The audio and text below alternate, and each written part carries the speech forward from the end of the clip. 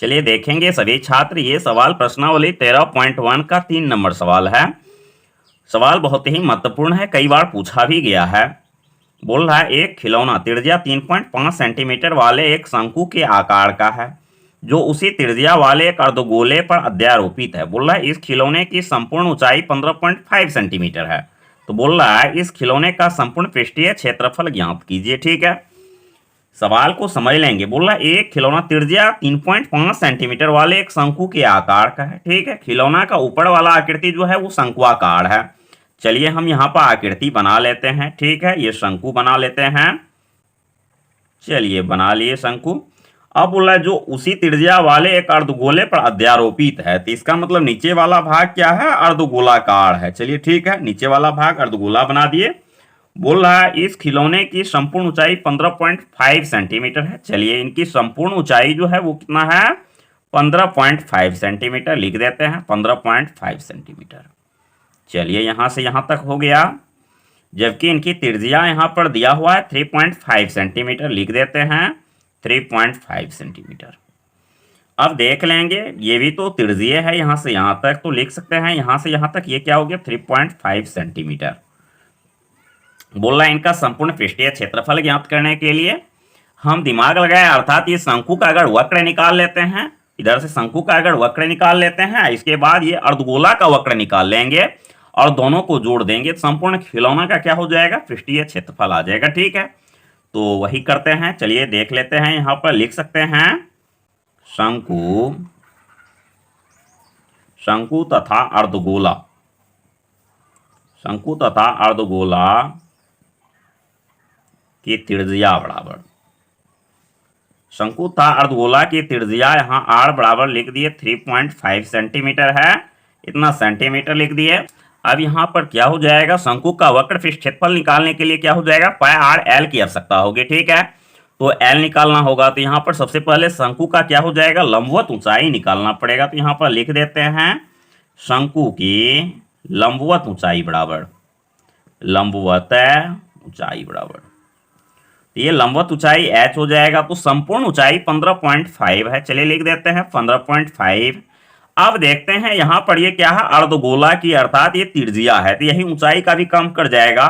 तो ये यहाँ से यहाँ तक घटा देंगे, ये त्रिज्या यहाँ से यहाँ तक की ऊंचाई आ जाएगा। तो ये 3.5 सेंटीमीटर घटा दिए, तो यहाँ पर क्या हो जाएगा, 5 में से 5 गया 0, अर्थात यहाँ दशमलव हो जाएगा, इससे एक घट जाएगा 12, अर्थात यहाँ पर दशमलव के आगे 0 का कोई वैल्यू नहीं होता है, ये 12 सेंटीमीटर है। चलिए देखिए, यहाँ शंकु की लंबवत ऊंचाई आ गया, तब यहाँ पर क्या हो जाएगा, इनकी तिर्यक ऊंचाई, अर्थात ये पता करना होगा l तिर्यक ऊंचाई। चलिए यहाँ पर लिख देते हैं शंकु की तिर्यक ऊंचाई,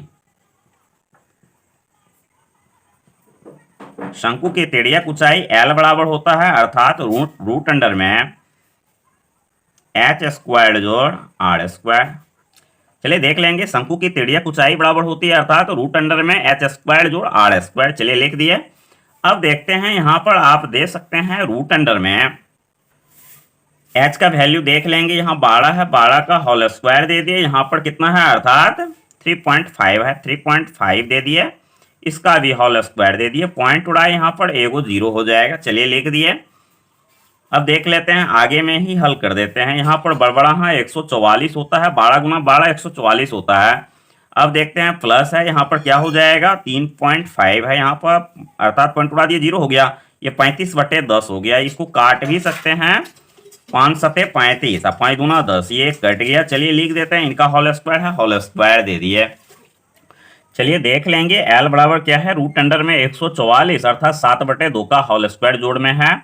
चलिए इनको हम हल कर देते हैं। यहाँ पर आप लिख सकते हैं 144 है, 144 दे दिए, ये हो गया 7 सते 49 हो गया। यहाँ पर क्या हो जाएगा, 2 का स्क्वायर, अर्थात 2 दूना 4 हो गया। चलिए ठीक है, भाग ही दे देते हैं। यहाँ पर देख लेंगे, ये 144 हो गया, यहाँ पर क्या हो जाएगा, भाग दे देते हैं। देखिए 4 से इसमें भाग दिए। चलिए ठीक है, भाग नहीं आता है तो आप लोग जान लीजिए यहाँ पर। ठीक है, यहाँ पर 49 है, भागा 4 से देते हैं, 1 मरते चरका 4 लग गया। फिर यहाँ पर क्या हो जाएगा, ये अर्थात कट गया, 9 उतरा, यहाँ पर क्या हो जाएगा, 4 दूना 8 हो गया। चलिए ठीक है, यहाँ पर क्या हो गया, 1 हो गया, फिर पॉइंट दिए, यहाँ 0 हो गया, यहाँ पर 4 दूना 8 हो गया।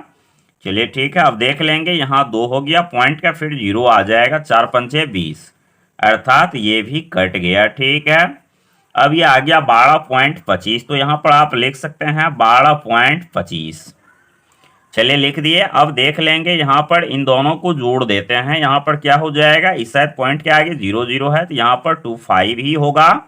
यहाँ दशमलव हो जाएगा, 4 2 6 हो गया, यहाँ पर 4 1 5 हो गया, यहाँ पर क्या हो जाएगा, 1 हो जाएगा। चलिए ठीक है, चलिए इनको हम मिटा देते हैं।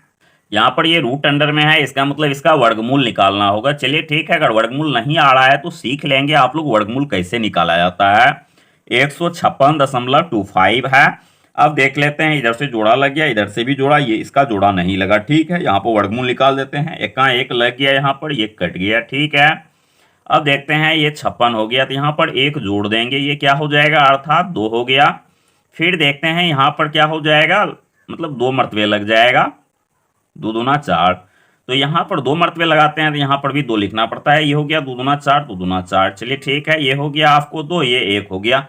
दशमलव के उस साइड का अंक जैसे ही उतारेंगे तो यहाँ पर दशमलव देना होगा। चलिए दशमलव दे दिए, यहाँ पर 25 उतार लिए, फिर इसमें 2 जोड़ना पड़ेगा। चलिए जोड़ देते हैं, यही हो गया 4, ये हो गया 2। अब देखते हैं, यहाँ पर 5 मरतबे शायद लग जाएगा। देखते हैं, 5 25 के 5 हासिल 2 हो गया, 5 के 20 2 22 के 2 हासिल 2 5 10 2 12। ठीक है, देखते हैं, इस प्रकार से ये भी कट गया। ठीक है, हमारा वर्गमूल आ गया कितना, अर्थात 12.5। चलिए लिख देते हैं 12.5। ठीक है, इतना सेंटीमीटर ये तिर्यक ऊंचाई आ गया शंकु का। चलिए ठीक है, आगे बढ़ते हैं, इनको मिटा देते हैं। चलिए देख लेंगे आप लोग। ठीक है, आपका सवाल बोल रहा था खिलौना का संपूर्ण पृष्ठ क्षेत्रफल ज्ञात करने के लिए, तो चलिए तिर्यक ऊंचाई भी आ ही गया है, त्रिज्या तो आया हुआ ही है। तो यहाँ पर लिख सकते हैं खिलौना का, लिख देते हैं खिलौना का संपूर्ण पृष्ठ क्षेत्रफल, संपूर्ण पृष्ठ क्षेत्रफल, पृष्ठ क्षेत्रफल बराबर। यहाँ पर देख लेंगे फिगर में, ये अर्धगोला है और ये क्या है, शंकु है। तो हम दिमाग लगाए, ये अर्धगोला का अगर वक्र इस प्रकार से जोड़ दें और शंकु का इधर से वक्र जोड़ देंगे तो ये क्या हो जाएगा, संपूर्ण, अर्थात ये खिलौना का पृष्ठीय क्षेत्रफल आ जाएगा। तो ठीक है, लिख देते हैं अर्धगोला का वक्र पृष्ठीय क्षेत्रफल, यहाँ लिख देते हैं अर्धगोला का वक्र पृष्ठीय क्षेत्रफल, वक्र पृष्ठ क्षेत्रफल। चलिए ठीक है, लिख दिए। अब यहाँ पर आप लिख सकते हैं, ये शंकु है, इनको ऐसा भी लिख सकते हैं, शंकु का वक्र पृष्ठ क्षेत्रफल, वक्र पृष्ठ क्षेत्रफल। चलिए ठीक है, यहाँ पर देख लेंगे, ये क्या है, अर्धगोला का वक्र जोड़ देंगे और यहाँ पर शंकु का भी वक्र जैसे ही जोड़ देंगे तो ये क्या हो गया, खिलौना का संपूर्ण पृष्ठ क्षेत्रफल आ गया। ठीक है, चलिए ऐसा ही कर देते हैं। यहाँ पर अर्धगोला का वक्र पृष्ठ क्षेत्रफल क्या होता है, अर्थात 2πr² होता है, वो लिख दिए। अब देखते होंगे यहाँ पर क्या है, शंकु का वक्र पृष्ठ क्षेत्रफल, शंकु का वक्र पृष्ठ क्षेत्रफल होता है πrl। ठीक है, लिख दिए।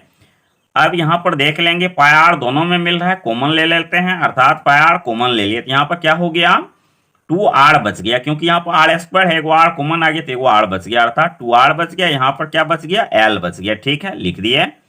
चलिए आगे में हल कर देते हैं। यहाँ पर क्या हो जाएगा, पाई का वैल्यू 22/7 होता है, वो रख दिए। त्रिज्या का वैल्यू क्या है, 3.5 सेंटीमीटर है, वो भी लिख दिए।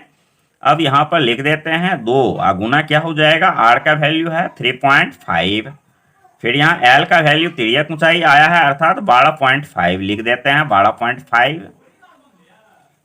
चलिए अब यहाँ से हल कर देते हैं, पॉइंट उड़ा दिए, यहाँ पर क्या हो जाएगा, एगो 0, क्योंकि पॉइंट के आगे एक अंक है, एक पर एगो 0 हो गया, यही हो गया 22/7। फिर यहाँ हो जाएगा अर्थात 35/10। फिर यहाँ आप लिख सकते हैं अर्थात 3.5 गुना 2, ये 7 हो जाएगा, गुना करके 7 लिख दिया। यहाँ पर हो जाएगा अर्थात 12.5।